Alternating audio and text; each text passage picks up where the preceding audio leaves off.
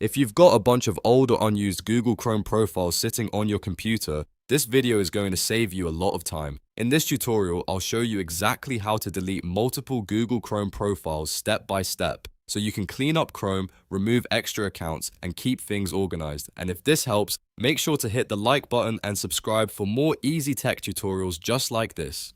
Alright, let's get into it. First, open Google Chrome on your computer. Chrome profiles can store things like bookmarks, passwords, extensions, history, and settings, so deleting a profile is a good way to remove an account you no longer use. Once Chrome is open, look at the top right corner of the browser and click the profile icon. This opens the Chrome profile menu where you can switch users and manage saved profiles. From there, click Manage Profiles. This will take you to the Chrome Profile Manager, where you can see all of the profiles that are currently saved on your device. Now you'll want to find the profile you want to remove. Hover your mouse over that profile, and in the corner of the profile card, click the three dots. A small menu will appear, and from there click Delete. Chrome will now show a confirmation message to make sure you really want to remove that profile.